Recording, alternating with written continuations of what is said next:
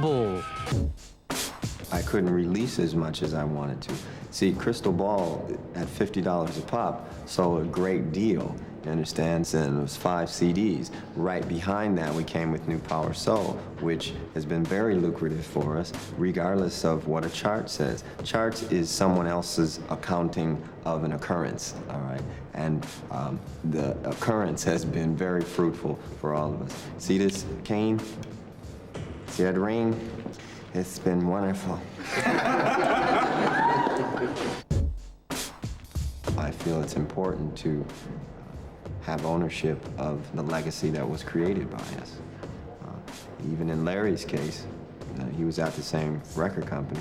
Now he's free to either re-record those songs or get them back. I mean, how wonderful would it be, since they've already made their money, to give the recordings back now so that he can make the same type of deals that a David Bowie or Elton John makes. That's only fair, wouldn't you say? I was playing a street musician, a little bit older. Some of my friends walk by and create havoc in London. There's a lot of references to this wonderful city. Come on, shake it now. Come on, baby. Come on, shake it now. The records I do alone now are basically that, alone. All written by me, and I play most of the instruments. Kirk helps me with programming a great deal, but Emancipation, I did a lot of stuff, a lot of tracks you'll hear. It's like joint to joint is up there. I've got to ask you a question about the name. This is his bumper, y'all. I'll tell you that right now. There's a big This is how he sells his program right here. Big can of paint, 4 stories I know above the you. question and I know the answer already. Falls off the window ledge and it's coming down towards you. There are loads of people around. I have to. See? Is that it?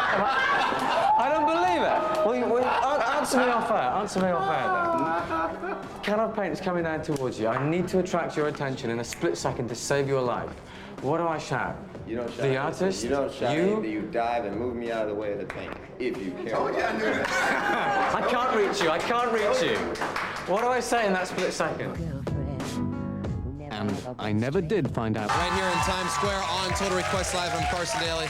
The crowds outside have grown, probably just to catch a glimpse of my next guest, who is one of the most influential musicians and songwriters from the past 20 years. He's recently released the beautifully crafted Raven to the Joy Fantastic. What an honor to have here on our Little Dog and Pony show. Please welcome the artist, everybody.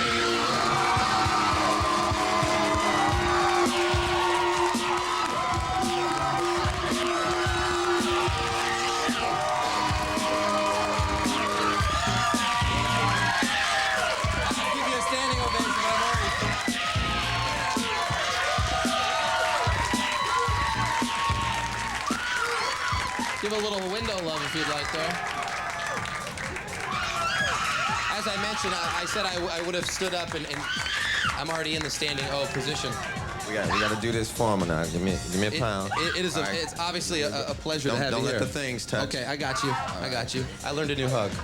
Can I refer to you as the artist? Because I'm just a tad confused and I want to get it out. Is that okay? Does it matter? You're the media, so it's cool. It's all good? I'm a part of them? Okay.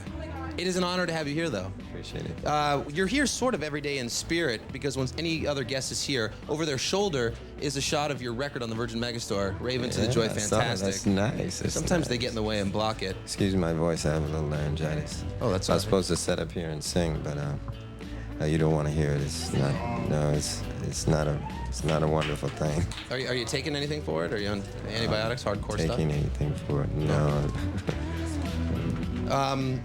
Have you ever seen the show, the top 10 videos on TRL? I've been watching it recently because of that out there. So.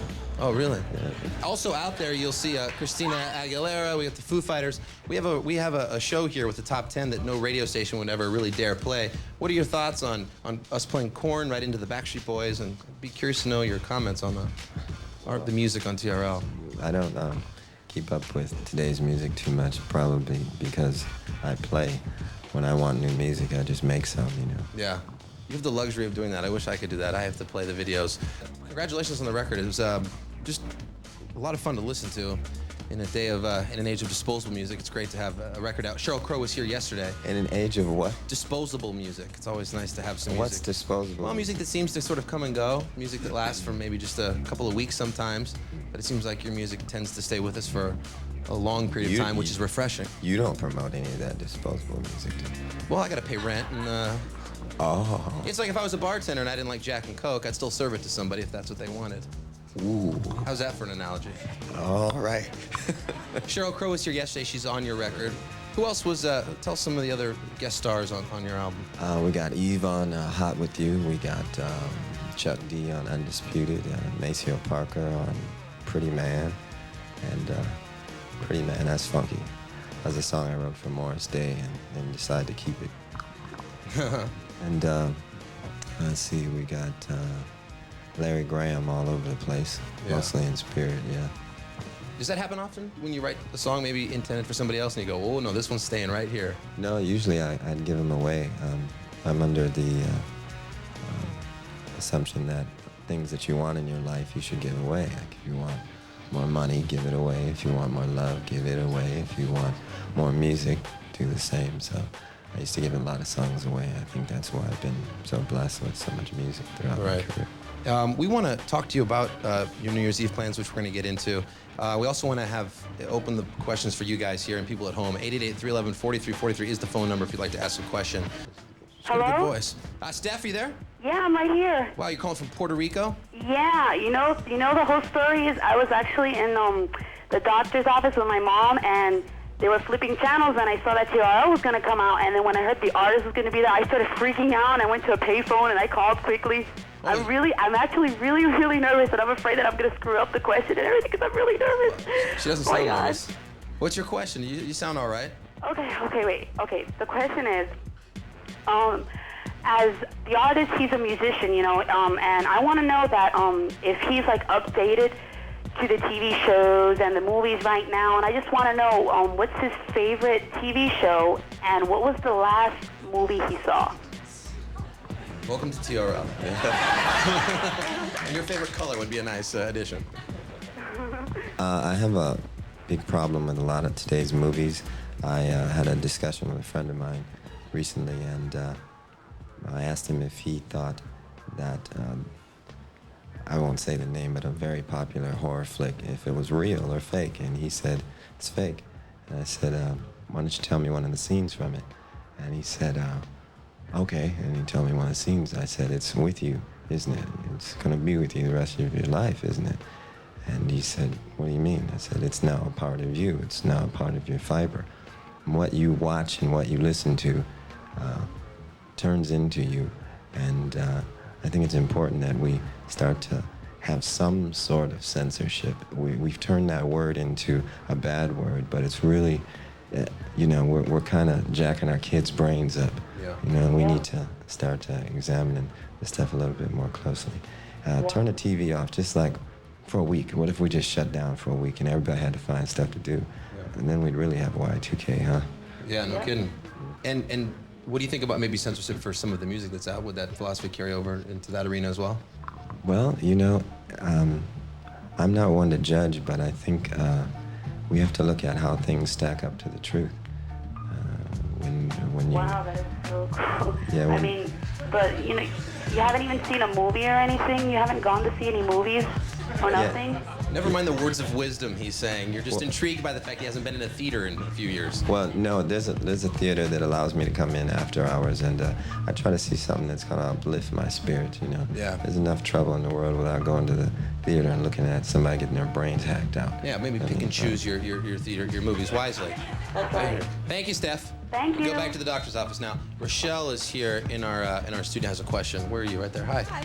How you doing? Fine, thank you. What an honor. I am so excited. I'm excited too. Talk to you. Okay, and you're definitely part of my fiber, believe me. What I wanted to ask you was your collaboration with Ani DiFranco. I think you're both amazing guitar players, and how was that? And just everything about it. I just love both of you. I think you're awesome. Thank you very much. I love talking about Ani because she's an independent spirit just like I am. And I was inspired a lot by her stance against mediocrity. Mediocrity being taking your wares and giving it to someone else. This is your whole business. You give it away to somebody else and then take a minuscule amount for what it is that you live for, what you were brought to earth to do. And I learned a lot from her just on that tip. And then when we got in the studio, I realized that she's as brilliant a musician as she is a spirit. So it was very rewarding, yeah. Very cool. Thank you. Thank you, Rochelle, for that. I should mention, you're the first guest that ever brought our audience gifts. Can we see some of these gifts here, guys? It's very cool. Thank you for that. Nice. No one's ever done that before. Maybe you'll start a new trend here. That would be nice. We can watch this monitor and go out to Thalia, who's out in Times Square live, and I believe we have some questions for you. Hi, Thalia. Hi. How you doing? How you doing, artist? Lovely to see you. Nice to see you, too. Very good. I have Fabrice here, and he has a question to ask you, so why don't you go ahead? Prince, what's the craziest offer you've gotten to perform your song, 1999 New Year's Eve? Craziest offer I've gotten Must be to? coming at you for years for that big night. It was up in the millions. Like how many? Like 1 and something. And so 1 point something. do you even contemplate that, or? Yeah, I contemplated that one. That's a lot of money right there.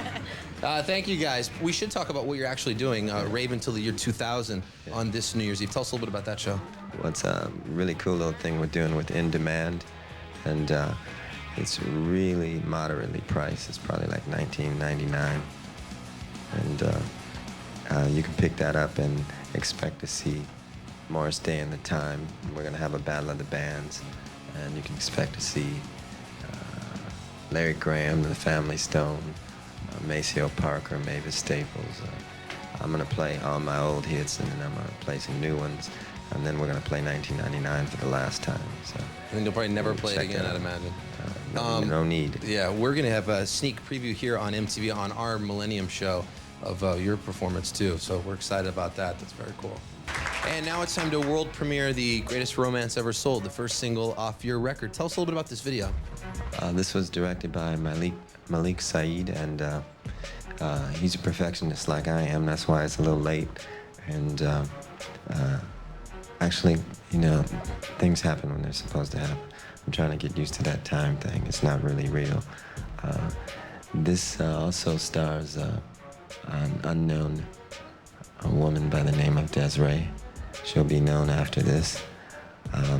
Ananda, a good friend of mine, she has major problems with the million booty videos that are out these days. Yeah, I'm very familiar with her problem with the booty. Yeah, so her and I talk a lot about that, and I tried to do something that was a counter to that, and just talks about why Adam and Eve were supposed to be together. There's a reason for that. When we stop this battle of the sexes, then we'll fall into our proper roles that God gave us in the first place, and we can get things on, you know. Yeah. So that's what this is about. Do you like making videos, the process in general? Do you enjoy it? Yeah, sometimes. I'm more of a performance person, you know. I'm not a lip syncer. So. Well, I'll tell you what, we are certainly honored to have it. Okay, und zurück bei Fast Forward. That's the name of my show, Fast Forward. Ja, und guck mal, wer hier ist. Unglaublich. Okay, so you're here because you've got a new album out. And, I just have to tell my sexy audience, go out and buy it because it makes you happy. Believe me. Yeah. And it's called Rave On to the Joy Fantastic. And going out and buying it will make me happy. Yes, and me. Because everybody is happy then. One thing I realized before I even listened to it was that it says produced by Prince. Why does it say produced by Prince? Contrary to rumor, I'm not schizophrenic. Yeah. I still am Prince. I'm not formally known as anything. Yeah, that long name, yeah. Just chosen to go by an unpronounceable symbol and drop the name Prince for now. Yeah. So that still leaves me with all his faculties, and it leaves me with all his instruments. Of course. That's what I did, is I pulled out his instruments and I started playing with them again. And so, using that mindset, I decided to let him produce the record. It was a real fun experience because I haven't sounded like this in a while. I've been doing a lot of patchwork type albums, like Crystal Ball was a real patchwork type record. Mm-hmm. And just one thing I just had to tell you, because it's so amazing. All the fans of you I know, sort of friends of mine, and it's so unbelievable because with the changing the name, that all the fans just don't care at all, because, and there's so many people sort of criticizing it or saying how can somebody do that, and all the fans are just sort of treat everybody who doesn't understand like sort of narrow-minded, and it's all the fans don't care. It's just brilliant. Well, most people are cool with whatever choice I make in my life. Yeah. You'll have something like the media trying to convince them otherwise. It's really easy to be put into a box. The media does that with all of us. Yeah. And changing your name is one way of getting out of that box. And That's true. It became real hard for them to say anything. Isn't it really difficult for newspaper people, because they haven't even got the methods to print this symbol, is it? Sure they do. They have? Yeah, it's a computer font. And okay. Yeah, it's real easy to print it. Access, but sometimes they consider it a power play on my behalf, so they want to one-up me and then call me some made-up name. Yes. It shows more about them than it does about me. That's the true. artist formerly known as Successful, for example. I think those bastards. I think some of my contemporaries would say something like that. Yeah. Knowing full well that when you've got 15 albums worth of publishing coming in, that ain't gonna never happen. Yeah. The best guest I have ever had in my life. It's true.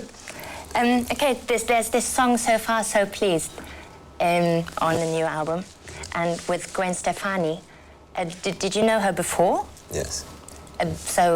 Okay, because there was this thing I read about you zapping around on television, and what was it? Well, that's when I first saw her. Okay. Yeah.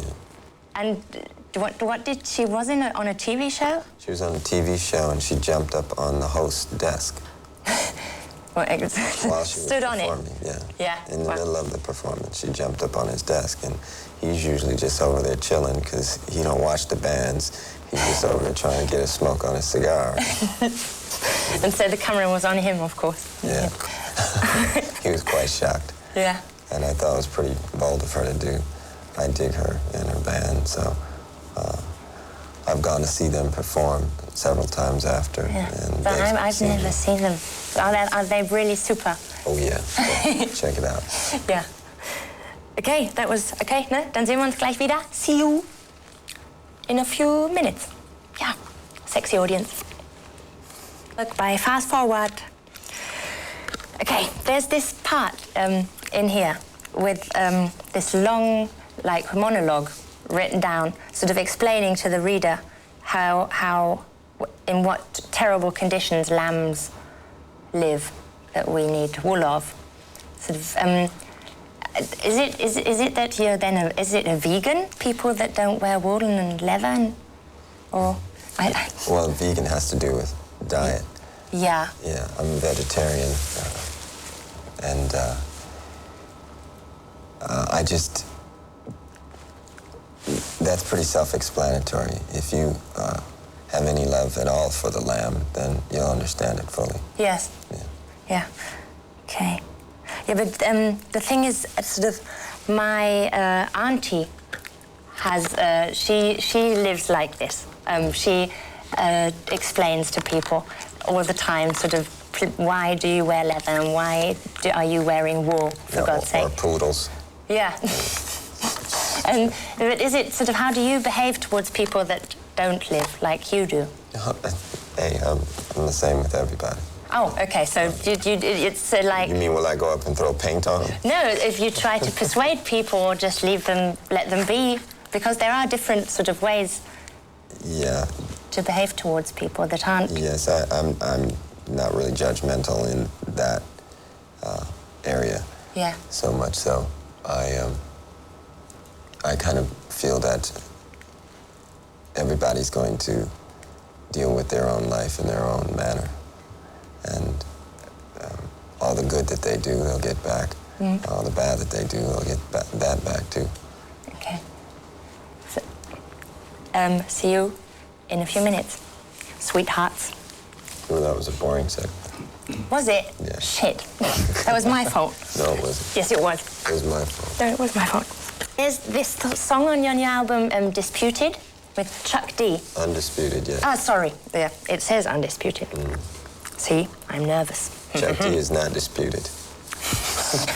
And I sort of wanted to talk to you because Chuck D, from sort of in my opinion, belongs to those hip-hoppers that sort of have a serious message and try to sort of make the world better with their work.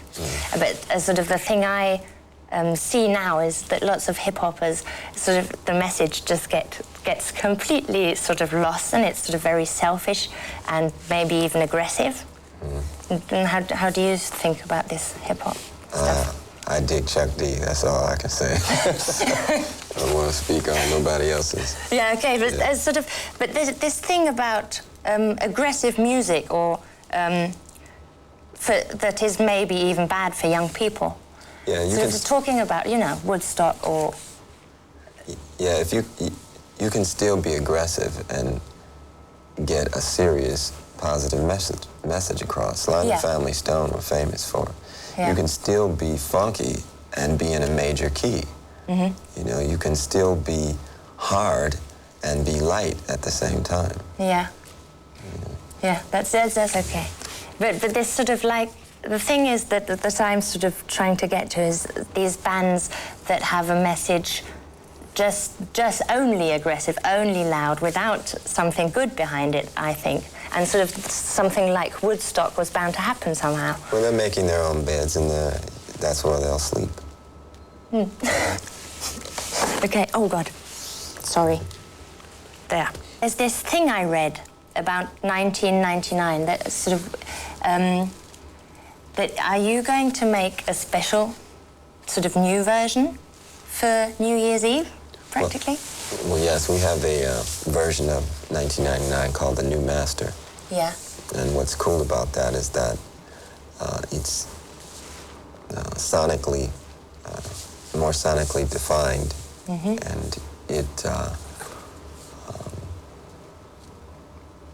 all the profits it creates go to the new power generation, as opposed to a bunch of record company people who were never around when the song was created. Yes. So yes, and it's not theirs, of course. Yeah. That's right. But is it because I don't know anybody who's not going to sort of sing out this song at New Year's Eve? It's just unbelievable, and that you've made this song so early. And so is it going to be like sort of a race in the charts with your new version, or? Well, there's no such thing as a race to me. I've never believed in that. Yeah. The song was a success to me upon completion. I don't really get into sales or who's highest on the chart and all that. Okay. Any situation you have no control over, you shouldn't worry about. Artists spend too much time checking charts and sales and all those things. Yeah. They're not the salesmen, they're just the musicians. Yeah, that's true. And if there's a drop in sales, we should probably look to the record companies that sell the music, not to the musician, and to say whether or not they've fallen off. Yeah, they made a mistake or something. Once again, a trick of the media. Yeah. And may I ask you what you're going to do New Year's Eve? Well, right now, a bunch of my friends are going to be playing at a concert in Minnesota, I believe, and I'm going to attend that. And when they start playing, there's really no way I cannot play myself, so it's going to be a big jam session. Wow, okay. And is there anything in the future that the German fans can look forward to? So are you planning a tour next year or something? We're discussing a tour right now, but they should probably worry more about their own lives, I think. Okay, so we'll say goodbye to those lovely people. Bye-bye. Thank you very much. Thank you.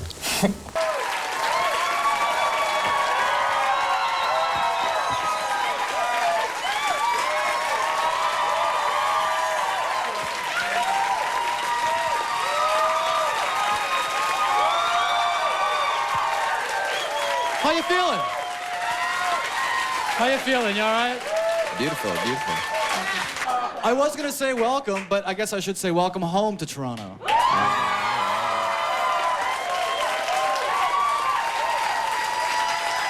I got to ask, how many people were at the shows in Toronto this week? Okay.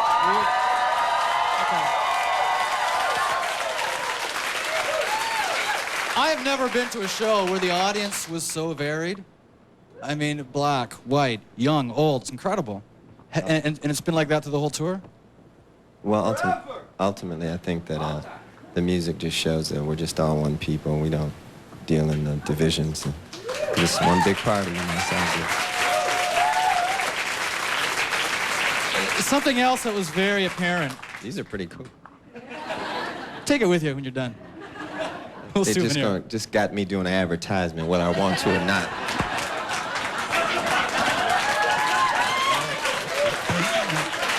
There's something else very apparent watching the show was your love of music. I mean, it's obvious, but the way, you know, it doesn't matter what the band is doing. You're there, you're focused, and you're really getting off on what the band is doing. And they're featured just as much as you are. And it was just that passion, that love of music. Maceo Parker on stage? I mean,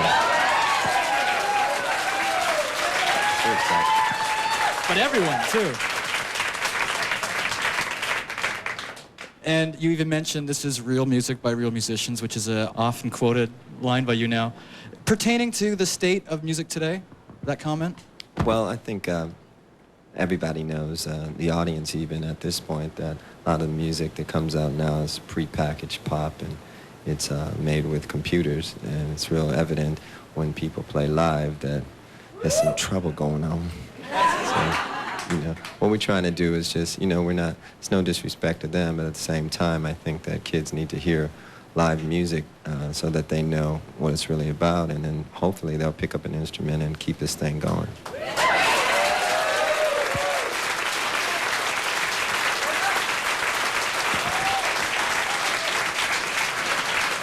And getting back to seeing you and being into the music and being passionate, most people as they get older, I think passion is diminished. Been there, done that, whatever. There's no slowing down for you, and it's very obvious. Well, every day I think of as a new beginning, and I've been blessed enough to have some of the most incredible musicians in the world in each of my bands, and this one is no different. And it's, you know, it's an amazing thing to be able to go on stage with people like Candy Delfer and John Blackwell and Rhonda Smith, people like that, Maceo Parker, and to know that you get to listen to them every night. So I'm waking up, I can't wait to get to the gig. So hurry up with your questions so I can... Questions, of course, not only for me, and there's a lot of questions that people want to get in for you as well. You heard a lot since the release of Musicology earlier this year, that word comeback, which is funny because you didn't go anywhere, and you're the first to admit that, and these people know you didn't go anywhere. You were very busy.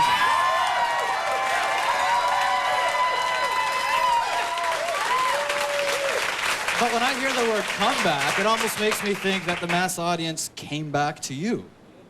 Well, True? I think what has happened this year is the media sort of came back to me, and they're focusing on what we're doing. It's pretty hard to ignore. The audience has never gone away, and the shows are some of the biggest that are out this summer. So it's almost like they're waking back up to what's happening, you know. So it's all a blessing, you know. I love it.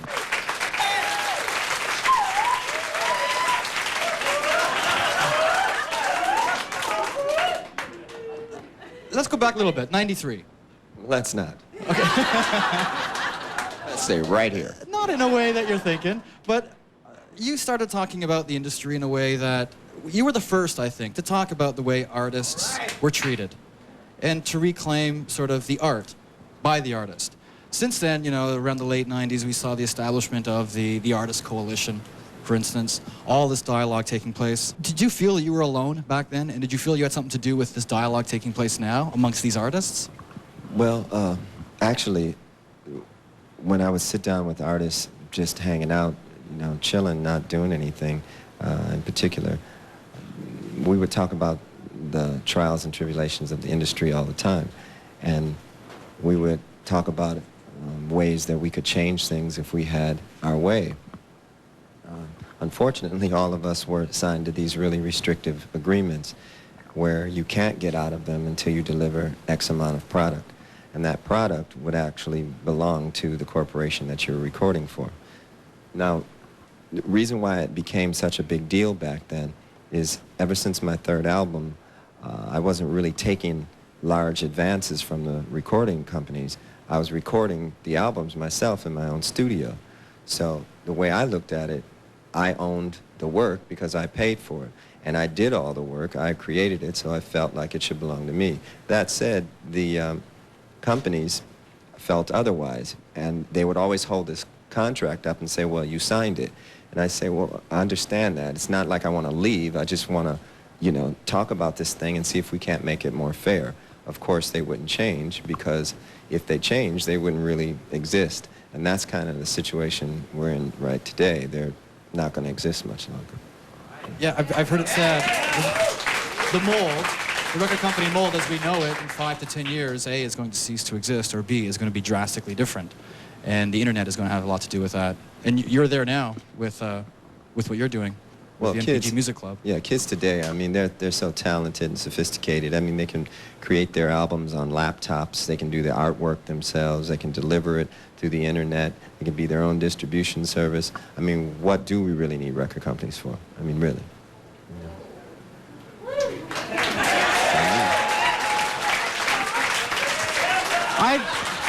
I'd have 1 or 2 friends out of a job. But hopefully they'll find something else to do. Yeah, that's all. Because you have friends in the industry as well. Oh, yeah. You know, I'm just trying to talk to them. It's not like we're against them or anything like that. The idea is that we find better ways of working with one another. It shouldn't be a situation where they own the album or the work. We're talking about intellectual copyrights. They'll probably edit all this out. But I'm going to say it anyways.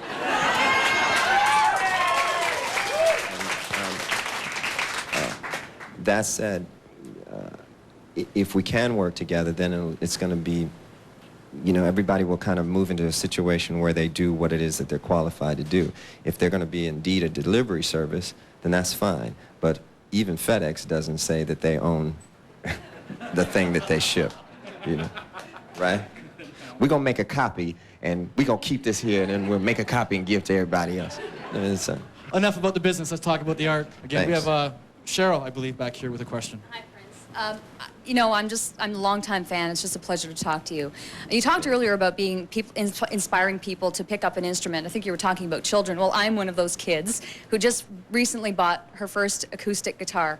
I have no idea how to play it yet. That will change. I just wondered, with this tour, since it's a schools in theme, are you wanting people to come away with an inspiration to maybe pick up an instrument, or are you happy with people coming away just being inspired and have a new appreciation for real music? Both. You know, one thing I think is very important, that if kids don't learn the craft of songwriting and playing real instruments and making real music, then we're going to lose this art form, and it's just going to be, you know, technology based, and I don't know that there's much heart in that. So I'm proud of you for picking that instrument up, definitely.